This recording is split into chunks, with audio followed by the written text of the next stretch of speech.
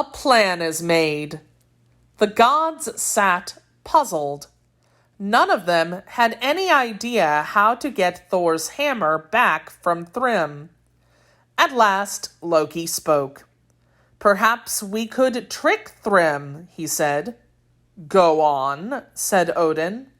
"We can't send the real Freya," Loki said. "That's clear. But maybe we could send a fake Freya."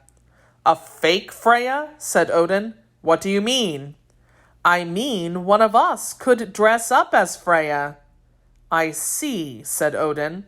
"Who did you have in mind?" "Well," said Loki with a grin, "it's Thor's hammer. Maybe he should go get it himself." "Well," said Loki with a grin, "it's Thor's hammer. Maybe he should go get it himself." "What?" said Thor. "You want me, the great and mighty Thor, to dress up as a girl? Why, you rogue!" Thor reached out for Loki. He was eager to grab him. Tyr, the god of war, had to hold him back. "Relax," said Loki. "It will just be for a few hours until we get your hammer back. I will go with you myself.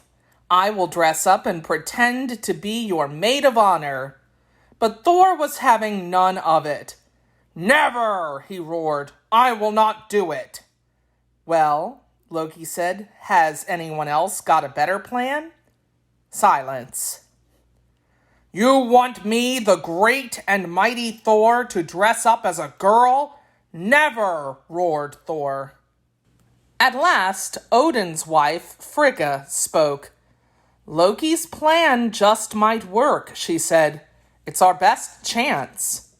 Frigga placed a lovely white hand on Thor's massive shoulder.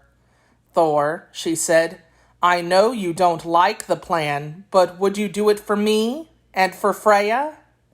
Thor grumbled and groaned, but in the end he agreed. "It's just for a few hours," Odin said, patting Thor on the back. "A man can stand anything for a few hours." The gods sent a message to Thrym. Thrym wrote back. He announced that the wedding would take place in 8 days. 8 days later, the gods were hard at work getting Thor ready. "Loki's plan just might work," said Frigga. "Pull!" shouted Frigga. "I'm pulling as hard as I can," replied Tyr. Thor was barrel-chested and muscular. It was not easy fitting him into Freya's clothing. Tyr and Loki had already spent 10 minutes trying to tighten the waist strings on Freya's corset. "Why did I let you fools talk me into this?" said Thor. "Take a deep breath," said Loki. Thor took a breath. Then Loki and Tyr began yanking on the corset strings. "It's no use," said Tyr. "We'll never make him look thin and dainty." "You're right," said Loki. "Let's hope he's not too large to fit into Freya's dress." Eventually, the gods got Thor into his corset. They brought him a fancy white dress and dainty white shoes. "It's no use," said Tyr. "We'll never make him look thin and dainty." They fitted him with veils that covered his face and concealed his thick red beard. Loki got dressed as well. Freya came to put on the finishing touch.